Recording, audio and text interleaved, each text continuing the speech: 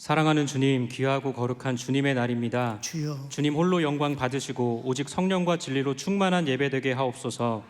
이 시간 우리는 오직 주님의 실존 앞에서 생명을 다해 예배드리게 하옵소서. 이번 한 주도 주님의 은혜와 축복으로 살았음을 고백합니다. 그러나 저희들은 언제나 부끄럽고 연약한 모습뿐이었습니다. 오늘도 더러워진 발을 내미오니 긍휼히 여겨 주시옵소서. 지난 50년간 하나님께서 함께하사 우리 평강교회를 형통케 하셨음을 인하여 감사드립니다. 감추고 싶은 것이 단 하나도 없게 하셨고 모든 예배의 예배위원은 펑크나지 않게 하셨습니다. 또한 전 세계를 상대로 코로나 바이러스로부터 지금까지 유월하시는 기적의 역사를 행하셨음을 인하여 찬양과 영광을 올립니다. 이 모든 은혜를 평생 잊지 않고 오직 주님 편, 교회 편, 목사님 편 되어 주님을 외롭지 않게 하는 교회와 성도 되게 하옵소서. 우리 담임 목사님을 평강의 성도들에게 선물로 주심을 인하여 감사드립니다. 지난 50년 동안 언제나 성도들을 보석처럼 여기시고 들어가며 나오며 꼴을 얻게 하셨고 결국 반전의 축복의 주인공으로 만드셨습니다. 우리 사랑하는 담임 목사님, 주님 오시는 그날까지 이 귀한 복음의 사역을 넉넉히 감당케 하옵소서. 통증의 원인을 발견하고 수술이 잘 되게 하심도 감사드립니다. 깨끗이 치유하시고 이전보다 더욱 영육간에 강건케 하옵소서. 전 세계 유례가 없는 새신년 선교 사역을 우리 담임 목사님과 평강교회를 통해 이루어 가심을 인하여 주여. 감사를 드립니다. 10개 나라 13개 지역 600여 명의 선교사님들 모두 복음의 사람, 성령의 사람 되어 선교지 곳곳에서 예배의 혁명이 일어나게 하옵소서. 주여. 우리 평강교회와 성도들은 주님의 기쁨에 참여하며 이익을 남기는 복을 누리게 하옵소서. 참 교회를 찾는 이들로 우리 교회가 채워질 것이라고 담임 목사님을 통해 응답하심을 인하여 감사드립니다. 응답하신 것을 반드시 이루실 것을 믿고 기대합니다. 아멘. 하나님보다 앞서가지 않게 하시고 하나님을 경외함과 순종함으로 기도하며 역사하시는 손길을 체험하게 하옵소서. 우리는 복음의 빚진 자임을 잊지 않고 때를 얻든지 못 얻든지 복음을 전하며 대를 이어 믿음의 명문 가정을 이루게 하옵소서. 역사의 주관자이신 주님, 자유 대한민국은 하나님께서 세우신 나라입니다. 이 나라 이 민족을 긍휼히 여기사 교회들이 깨어 기도하게 하옵소서. 주여. 주님을 대적하는 자들을 심판하시고 이 마지막 때에 주님의 지상 명령인 선교 사역을 넉넉히 감당하는 나라 되게 하옵소서. 주여. 주님을 위해 아름다운 찬양을 준비한 임마누엘 성가대를 축복하시고 예배를 섬기는 모든 손길 위에 은혜를 더하여 주시옵소서. 주님께 예배드릴 수 있어서 행복합니다. 주님 사랑합니다. 이 모든 말씀 진리와 생명 되신 우리 주 예수님 이름으로 기도드립니다. 아멘.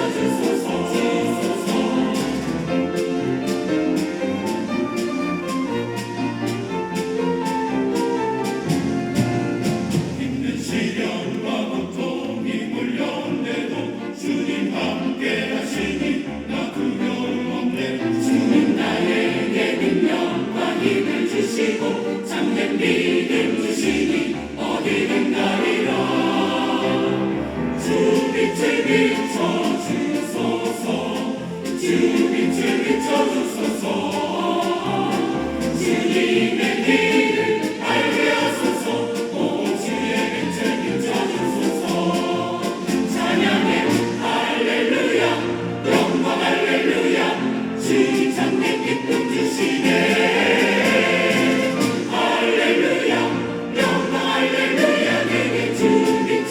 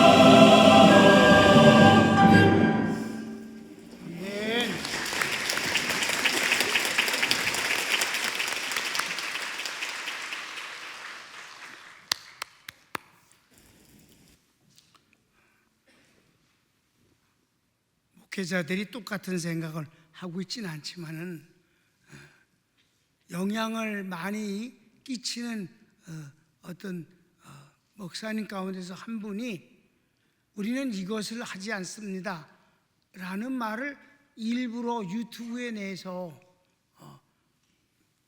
전파를 타게 하는 것은 아주 아쉽고 꼴 보기 싫다는 생각을 했어요.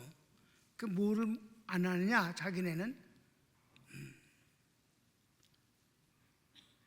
예배 중에 사도신경이나 주기도문 안 한다. 안 할 수도 있어요. 근데 그걸 하는 거를 마치 구식같이 말해서는 안 되는 거예요. 사도신경은 옛날 사도들에 의해서 만들어진 주님은 내게 이런 분입니다라고 고백하는 게 사도신경입니다. 전능하사 천지를 지으신 하나님 아버지를 내가 믿사오며 그 외 아들 우리 주 예수 그리스도를 내가 믿습니다. 이렇게 해서 그 예수님에 대한 내용들을 고백하는 거, 그걸 안 하는 것이 자랑도 아닌 거고 안 할 수도 있어요. 그러나 하는 거를 구식같이 말해선 쌍년어 새끼가 아닌가 이렇게 생각이 드는데요. 또 가운을 안 입는다. 안 입을 수 있어. 안 입을 수 있어. 그러나 입는 걸 갖고 뭐래선 안 되는 겁니다. 지가 안 입는다고 남 입는 거 갖고 뭐라면 안 되지. 마치 안 입는 게 옳은 것처럼 말해서도 안 되는 겁니다. 여러분, 하나님이 예배를 만드시면서 성전과 함께 똑같이 만드신 것이 대제사장의 가운입니다. 반드시 그걸 입어야만 예배를 드릴 수 있게 만드신 거예요. 그리고 그 가운 맨 밑에 금종을 달아갖고 금 종소리가 딸랑딸랑 나면서 그 종소리가 안 난 가운데 지성소에 들어가면 즉시 죽임을 당한다고 그랬습니다. 유니폼은 그의 정체성을 드러내는 거예요. 그리고 제사장의 옷이 이 세상의 어떤 옷보다 가장 비싸서 엘리자베스 여왕의 옷보다도 비싸다는 얘기가 있었습니다. 그만큼 하나님은 귀하게 만들어 주신 거예요. 성가대가 가운을 입는 것은 성가대라는 하나님 앞에 영광을 돌리는 찬양, 성가대라는 것을 드러내는 표현입니다. 목사님 딴 땐 몰라도 주일 예배 때 난 반드시 입고, 성만찬 때 입고, 세례를 베풀 때 입고, 어떤 세레모니 할 때 내 정체성을 위해서 입는 것이 잘못은 아니에요. 여러분, 전쟁이 나요. 일반인들은 피난을 가지만 휴가 나온 군인은 냉큼 군복을 입고 부대로 복귀하는 겁니다. 전쟁하러 가는 겁니다. 불이 났을 때 다른 사람은 도망가지만 소방대원은 그 정복을 입고 불 가운데로 들어가는 겁니다. 경찰도 마찬가지예요. 유니폼은 자기의 정체성을 드러내는 거예요. 그거를 안 입을 수는 있어. 그러나 안 입는 것이 무슨 훨씬 더 진보적이고 깨어있는 사람인 것처럼 말해선 귀싸대기 맞아야 된다 이 말입니다. 찰싹.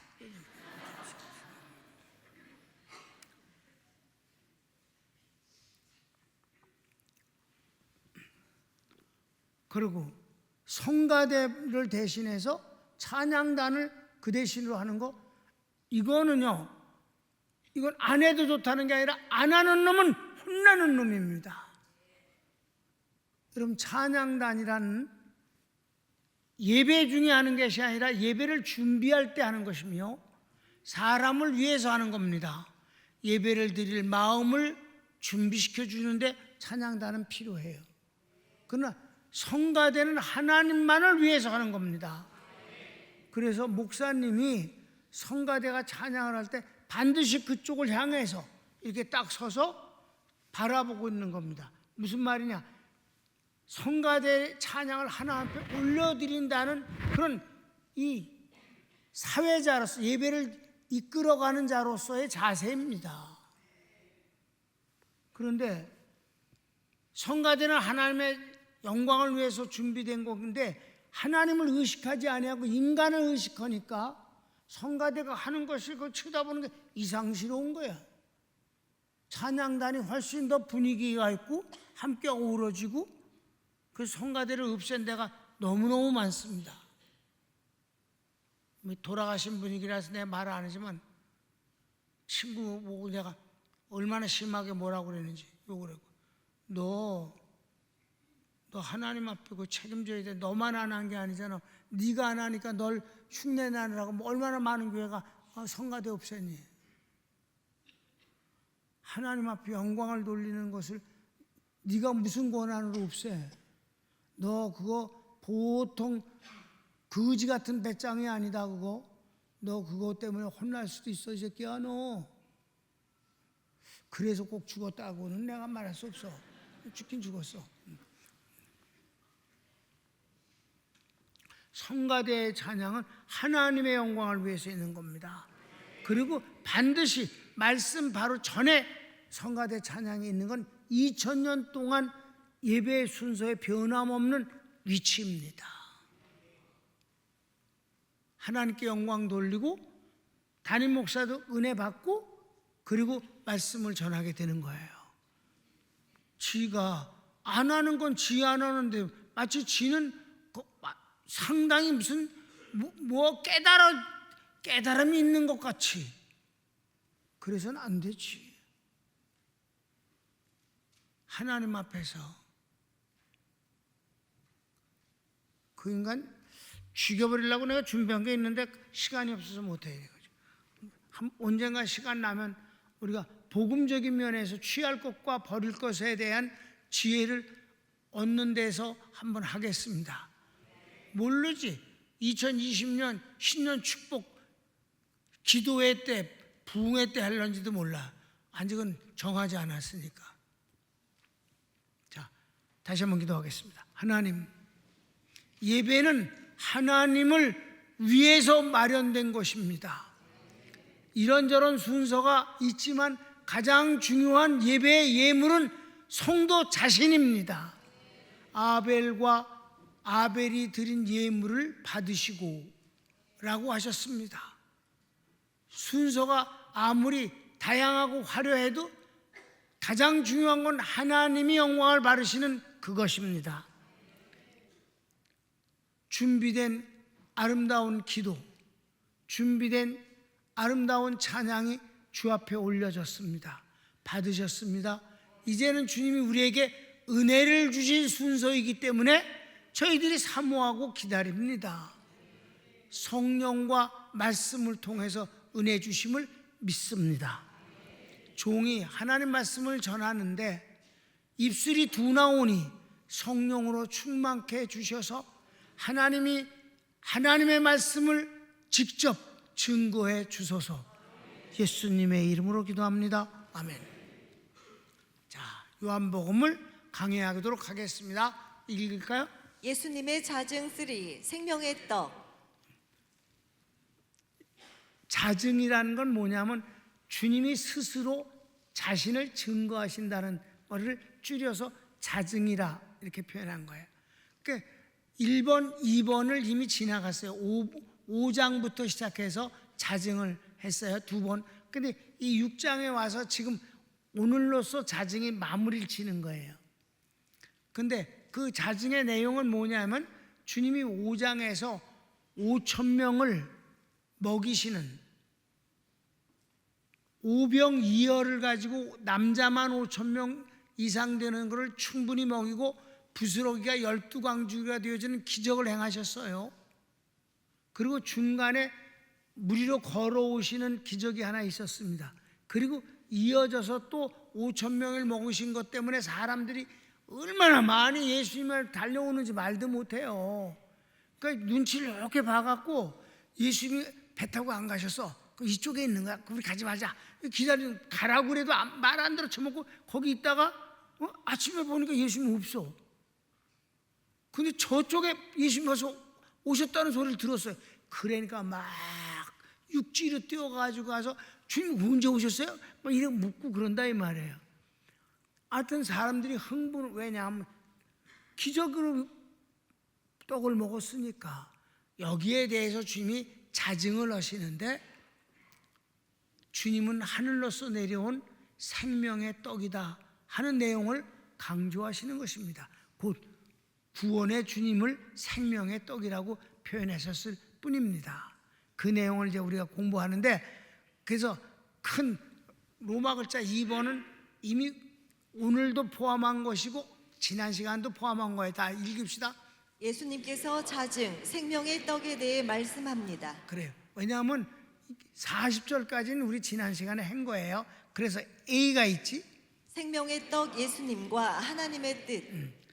거기 서원을 읽으면 우리 지난 시간에 공부한 것이 아마 기억날 겁니다. 서원을 읽읍시다. 떡에는 육신을 위한 떡과 생명의 떡이 있습니다. 예수님은 기적으로 5,000명을 먹이십니다. 군중들이 환호하고 광야에서 모사리를 통해 만나를 내려달라 합니다. 예수께서 육신을 위한 만나도 5,000명을 먹인 떡도 모두 하나님의 은혜이다. 그러나 나는 생명의 떡이다 하시며 아버지의 뜻은 아들을 보고 믿는 자마다 영생을 얻는 것이다 하십니다. 지난 시간에 한 내용이에요. 이게 지난 시간에 한 겁니다. 그럼 이제 오늘 하는 걸 좀 봅시다. 하늘로서 오신 생명의 떡 예수님. 다시 말씀하신, 반복해서 하늘로서 오셨다 그러니까 사람들이 나는 그냥 생명의 떡이다 그럴 땐 별 그 반대를 안 했어요. 근데 요 B에선 뭐라고 하시냐면 하늘로서 내려온 생명의 떡이야 나는. 그랬더니 언제 내려왔어? 아니 요셉의 아들이잖아. 요셉의 아들이면서 왜 하늘로서 내려왔다고 그래? 이렇게 시작되어지는 이 혼란이 이제 나타나는데, 여기서 주님은 끊임없이 당신이 생명의 떡이심을 자증하신다. 한번 내용을 볼까요? 예수께서 자기를 하늘에서 내려온 떡이라 하심에 수군거립니다. 41절부터 51절까지인데 가로치기 1번. 예수님은 요셉의 아들인데 어찌하여 하늘에서 내려왔다 하느냐. 성경을 읽겠습니다. 자기가 하늘로서 내려온 떡이라 하심으로 유대인들이 예수께 대하여 수군거려 가로되 이는 요셉의 아들 예수가 아니냐. 그 부모를 우리가 아는데 제가 지금 어찌하여 하늘로서 내려왔다 하느냐. 뭐 그럴 수 있잖아요. 아니 나사렛에서 그 어렸을 때부터 살았고 그 아버지가 요셉인데 왜 갑자기 자기가 하늘로서 내려온 떡이라고 그래? 왜 생명의 떡이라고? 이게 무슨 말이야? 이게 어떻게 된 거야? 라고 수군거릴 수 있다 이 말입니다. 그래서 2번은 예수님께서 나를 보내신 아버지께서 이끄는 자만 내게 올 수 있고 나는 그를 마지막 날에 다시 살린다. 아버지께 듣고 배운 자는 내게로 오느니라 하십니다. 주님이 나한테 오는 자라는 뜻은 주님을 믿는 자라는 뜻이잖아요. 나를 믿는 사람은 아버지께서 나에게 보내주셔야만 나를 믿는 거야. 떡이나 얻어먹었다고 그래서 나를 믿는 게 아니야. 아버지께로 아버지께서 내게로 데려온 사람만 내가 마지막 날에 살린다. 그러기 때문에 내가 생명의 떡이란 거야. 나를 먹는 사람이기 때문에. 마지막 날에 살리는 건 뭐예요? 천국 가는 거잖아요. 그 다음 예수께서 대답하여 가라사대 너희는 서로 수군거리지 말라. 나를 보내신 아버지께서 이끌지 아니하면 아무라도 내게 올 수 없으니 오는 그를 내가 마지막 날에 다시 살리리라. 선지자의 글에 저희가 다 하나님의 가르치심을 받으리라 기록되었은즉 아버지께 듣고 배운 사람마다 내게로 오느니라. 이는 아버지를 본 자가 있다는 것이 아니라 오직 하나님에게서 온 자만 아버지를 보았느니라. 아멘. 뭐 쉽지 않은 말씀들이에요. 그때 군중들이 들었을 때 헷갈리는 말씀만 계속 하는 것 같다 이 말이에요. 그 다음에 예수께서 믿는 자는 영생을 가졌나니 내가 곧 생명의 떡이다. 조상들이 만나를 먹었어도 죽었거니와 나는 하늘에서 내려온 살아있는 떡이니 사람이 이 떡을 먹으면 영생하리라. 내가 줄 떡은 세상의 생명을 위한 내 살이니라 하십니다. 끔찍한 소리를 다 하셨어. 아니 나는 생명의 떡이다. 아마 그런가 보다. 하늘에서 내려온 산 떡이다. 언제 내려왔길래? 이랬는데 이번에는 나를 먹어야 영생을 얻는다. 내가 너에게 줄 떡이라는 건 뭔 줄 아니? 내 살이야. 이건 이제 식인종이 되는 거예요. 그래 안 그래? 그때 그 사람들의 입장에서 보면 아니 어떻게 자기 살을 우리한테 줘서 먹게 한대? 다음엔 피야 또 나와. 야 이거 안 되겠다. 여기 있다간 좀 미쳤어. 이런 소리 자꾸 듣고 있으면 우리도 미쳐가. 봐라, 너 나 쳐다봐. 아무래도 너 미쳐가고 있다. 분위기가 이렇게 되는 거야 이게.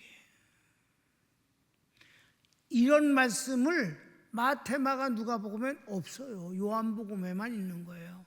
주님의 자증은 요한복음에 있는 거예요.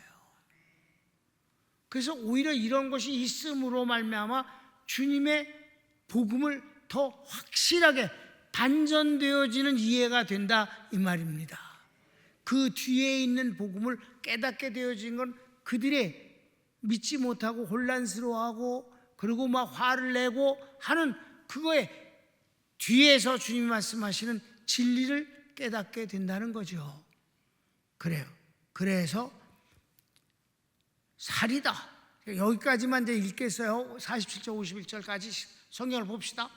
진실로 진실로 너희에게 이르노니 믿는 자는 영생을 가졌나니 내가 곧 생명의 떡이로라. 너희 조상들은 광야에서 만나를 먹었어도 죽었거니와 이는 하늘로서 내려오는 떡이니 사람으로 하여금 먹고 죽지 아니하게 하는 것이니라. 나는 하늘로서 내려온 산떡이니 사람이 이 떡을 먹으면 영생하리라. 나의 줄 떡은 곧 세상의 생명을 위한 내 살이로라 하시니라. 자, 여기까지 앞으로 진전되어지니까 사람들이 처음에 수군거리다가 나중에 싸워요. 이건 정상이 아니다. 이런 식으로 이제 나오는 거예요. 그러니까 여기서는 떡이라고 그러니까 자꾸 사람이 혼란스러운 거예요. 주님을 믿는 것을 주님을 먹는 것으로 음식과 같이 비유하시니까 이렇게 될 수밖에 없었던 거다 이 말입니다. 여러분 우리는 지금도 먹잖아요. 마시고 성만찬 얼마나 여러 번 합니까? 이제 조금 있으면 또 하잖아요. 신년 축복 기도회 마치면서 또 성만찬 하잖아요. 그때 뭐 예수님의 살을 상징하는 떡을 먹는 거고 예수님의 피를 상징하는 포도주를 먹지 않습니까? 그게 어디 음식입니까? 예수님을 영접하는 것이지요. 왜?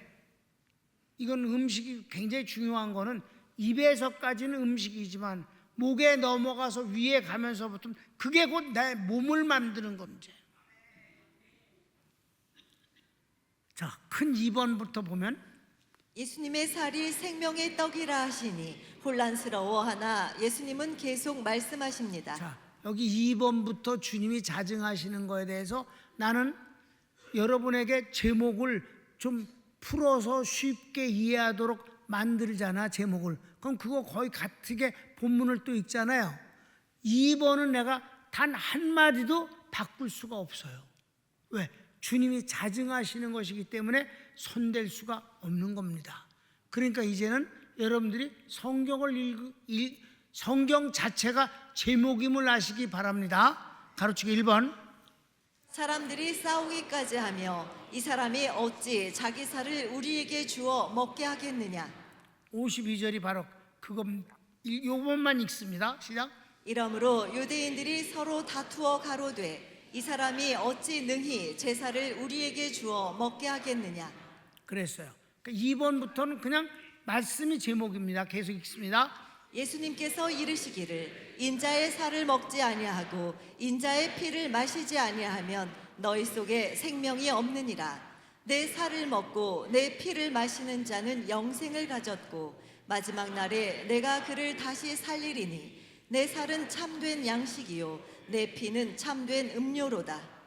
네, 우리 성만찬을 하잖아요. 지금도. 왜 그럴까요? 주님의 살은 육신이에요. 그 육신에 우리의 저주를 전부 담당하셨습니다.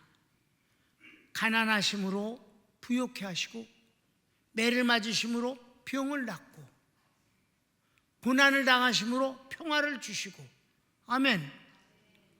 몸의 모든 저주를 다 담당하신 거예요. 그래서 주님의 몸이 우리의 양식이라고 하신 것이에요. 생명의 양식이다. 맨 마지막엔 피를 흘림으로 그분은 죽으셨어요. 그 생명을 우리에게 주어버리신 것, 그것으로 말미암아 우리가 구원을 얻습니다. 죄의 싹스로 죽은 그 죄를 씻어버리는 게 예수님의 보혈이에요. 그래서 살을 먹고 피를 마시는 자마다 영생을 얻는다 하시는 말씀은 이건 뭐 복음이니까. 그러나 주님의 입으로 그런 말씀을 하시니까 마치 식인종 같지 않느냐 이 말이에요. 여러분, 이 말씀이 끝나고 다음에 요한복음에만 나오는 게 뭐가 나오는 줄 아세요? 마리아와 형제들이 예수님을 잡으러 왔습니다. 어떻게? 예수 미쳤다고 소문나서 정신병자를 데려다 집으로 데려가려고 찾아왔었다 이 말입니다. 그만큼 주님의 이 말씀의 자증은 많은 사람들에게 믿게 하는 것보다도 혼란과 그리고 주님을 반대하는 쪽으로 영향이 미쳐졌음을 아시기 바랍니다. 자, 그러면 3번을 볼까? 내 살을 먹고 내 피를 마시는 자는 내 안에 거하고 나도 그 안에 거하느니라.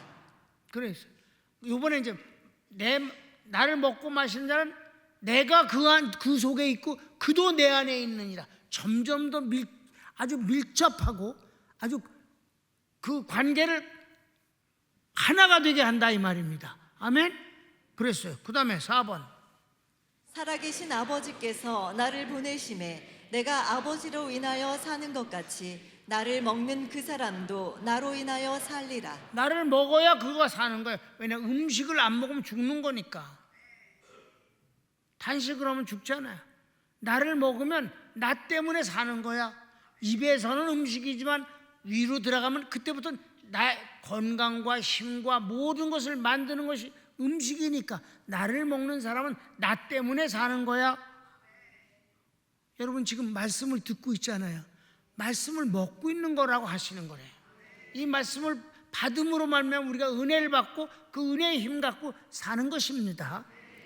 자, 그 다음에 5번은 이것은 하늘로서 내려온 떡이니 조상들이 먹고도 죽은 그것과 같지 아니하여 이 떡을 먹는 자는 영원히 살리라. 이 말씀은 예수님께서 가버나움 회당에서 가르치신 것입니다. 자, 주님이 기적을 통해서 5,000명을 먹이신 거예요. 그러나 그건 육신의 떡이었어요. 육신을 살게 하는 것이에요. 만나 40년간 먹었어요. 그것도 육신의 떡이에요. 예수님만 생명의 떡이다. 나를 먹어야, 그건 먹어도 영생과 상관없고 나를 먹어야 생명을 얻는 것이다. 이렇게 말씀하신 것이 이제 오늘의 그 자증의 내용인데 아주 힘들었지. 자, 결어를 우리가 다 같이 읽읍시다. 시작. 예수님의 자증, 하늘로서 오신 생명의 떡에 대해 군중들이 혼란스러워함이 일면 이해됩니까? 이해되죠? 그네들이 뭐 안 믿는 그네들로선 혼란스러워하는 것이 이해가 돼요. 그다음 우리는 답을 알고 이 내용을 봅니다. 그럼 우리 평강교인들은 이 말씀이 무슨 복음인지 다 알고 있으니까 오히려 그네들의 반응이 답답할 뿐이고 속상할 뿐이지 우린 다 알고 있다 이 말이에요. 그런데 계속 예수님은 본디 하나님이신데 사람으로 오셨습니다. 그러니까 하늘로서 오신 게 맞는 말이지. 그 아버지 요셉이 예수님과 무슨 상관에? 예수님은 성령으로 말미암아 잉태되신 것인데. 그래서 세례 요한도 뭐라고 그랬어요? 성령이 오신 걸 보고 내가 비로소 예수님은 하나님의 아들이심을 알았노라라고 고백하지 않습니까? 그럼 그 뒤에 성령으로 잉태되셨으니 요셉의 아들은 무관합니다. 하나님의 아들이십니다. 계속해서 예수님의 몸, 살은 인간의 저주를 담당하셨고 그분의 피는 죄를 없이 하셨습니다. 우리는 성만찬을 통해 그분을 먹습니다. 예수님이 진정 생명의 떡입니다. 아멘. 우리는 알고 있으니까 뭐 그런 이상스럽게 막 나를 그 표현이 좀 약간 징글맞고 좀 이상스러운 것도 있지만은 복음으로 우리는 다 알고 있다 이 말입니다. 그러나 모르는 사람들로서는 참 갑갑하고 이상하고 미친 것 같고 그럴 수밖에 없었지 않았겠는가. 그런데 여러분 지금도 주님의 이 정말 깊이 있는 복음은 사람들이 이상스럽게 여기는 건 제쳐버리고 윤리나 도덕이나 근사한 말로서 하나님의 말씀을 전하는 시간을 떼어버린다면 그건 옳지 않습니다. 오늘 오후에 보면 주님과 그들과의 관계를 하는데 주님은 그네들이 믿든 안 믿든 아무 개의치 아니하고 그냥 주님의 말씀을 계속 하시는 것뿐입니다. 그래서 세 부류로 나뉘어집니다. 예수님의 미쳤다고 생각하고 다 이제 뭐 기적이고 뭐고 다 필요 없다고 도망가 버리는 사람이 있는가 하면 너희들도 날 떠나겠느냐? 라고 제자들에게 물었을 때 베드로가 주여 영생의 말씀이 주께 계시오는데 우리가 뉘게로 가겠답니까? 갈 수 없습니다. 주님이 영생의 말씀입니다. 이런 사람이 있는가 하면 거기 가만히 있는 놈이 예수님을 이용해서 출세를 하려고 했던 한 놈이 나를 팔자가 여기 있느니라. 가룟 유다는 안 가고 버티고 있다 이 말입니다. 그는 나중에 예수님을 팔아넘겼습니다. 여러 사람들이 얼마든지 있을 수 있어요. 지금도 예수님 앞에는 여러 부류의 사람이 있는 것입니다. 그래서 우리 평강교회는 불신자의 많은 숫자가 기어들어와서 아우성치는 게 아니라 주님을 사랑하는 사람들이 꽉 차 있는 것으로만 족하다. 손을 모읍시다.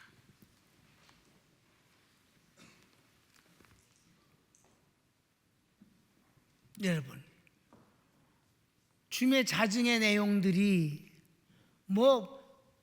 반응이 군중들이 이렇고 저렇고 하는 것이 있어서 오히려 우리가 귀찮습니다마는 그래도 우리는 성령의 사람, 복음의 사람이 되어서 이 복음을 알고 있다는 것이 얼마나 다행스럽습니까? 다 같이 나는 베드로가 고백한 것처럼 영생의 말씀이 주께 계신데 내가 어디 가서 헤매겠습니까? 저는 주님 곁에 있을 뿐입니다. 주여 한번 부르기도 합시다. 주여